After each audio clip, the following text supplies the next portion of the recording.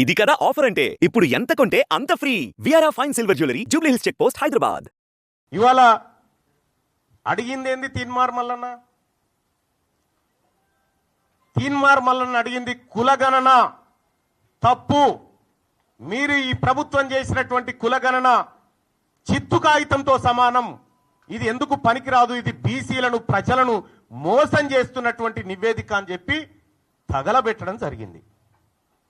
నిజంగా తగలబెట్టడమే తప్పైతే, బీసీల మంచిని కోరి బీసీలకు న్యాయం జరగాలని కోరి తగలబెట్టడం తప్పైతే ఆ తప్పును ఇంకా 1000 సార్లు చేస్తా. కానీ ఇవాళ మీరే చెప్పిరు, భారతదేశానికే ఆదర్శవంతమైనటువంటి కులగణన మనం చేయబోతా ఉన్నాం, ఇది నా జన్మ సార్థకం అనేటువంటి డైలాగులు పెద్దగా కొట్టిరు. నేను కూడా చెప్పిన, కులగణన చేసే క్రమంలో ముఖ్యమంత్రి గారికి నేను కూడా సూచన చేసిన. 1931 తర్వాత అసలు మా తలకాయలను లెక్కించినోడు లేడు కులాల వారీగా. మీరే మంచి కార్యక్రమం చేపట్టిరు. మీరు చేపట్టే కార్యక్రమం దేశానికి ఆదర్శంగా ఉండాలి, రాహుల్ గాంధీ గారు తల ఎత్తుకొని మాట్లాడే విధంగా ఉండాలి, దీని ఒక పండుగ వాతావరణంలో చేయాలనేటువంటి మాట చెప్పడం జరిగింది. నిజంగా కులగణన సక్సెస్ చేయాలనేటువంటి ఆలోచన గనక రాష్ట్ర ప్రభుత్వానికి, అందులో ఉన్న అగ్రవర్ణాలకు నిజంగా ఉంటే, కులగణన ప్రారంభోత్సవమే వేడుకలాగా జరిగి ముఖ్యమంత్రి గారు ఆయన ఇంట్లో, మంత్రులు వాళ్ళ ఇళ్లలో, ఎమ్మెల్యేలు కాంగ్రెస్ పార్టీ నాయకులంతా ఎవరింట్లో వాళ్ళు మొదటి రోజు చేసుకొని సమాజానికి ఆదర్శంగా చూపించేటోళ్ళు. గతంలో 2014లో కేసీఆర్ గారు సర్వే చేసినప్పుడు దుబాయ్, బొంబాయి ఎక్కడున్నాడు గురుకొచ్చిండు, అంత పకడ్బందీ ప్రచారం చేసిరు. కానీ ఇవాళ తూతూ మంత్రంగా సమగ్ర కుటుంబ సర్వే అయిపోయే టైంకి, పీరియడ్ ఎండ్ ఏది మొన్న చేసిన సర్వే అయిపోయే టైంకి ముఖ్యమంత్రి గారు పిలుచుకొని ఏదో తూతూ మంత్రంగా ఇచ్చినట్టు చేసిండు. ముఖ్యమంత్రి గారికే గంత నిర్లక్ష్యం ఉన్న తర్వాత మంత్రులకు నిర్లక్ష్యం ఉండదా? కింద క్యాడర్కు నిర్లక్ష్యం ఉండదా? పోనీ చేసిండ్రేదో మీరే చెప్తిరి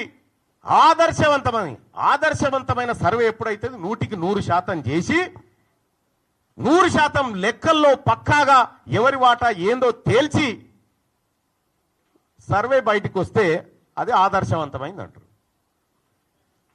మీరు చేసినటువంటి సర్వే ఆదర్శవంతమైన సర్వే కాదు, అది అగ్రవర్ణాలను ఎక్కువ చూపించి అణగారిన వర్గాలను తొక్కి పెట్టడానికి మీరు ఉపయోగించుకున్నటువంటి సర్వే.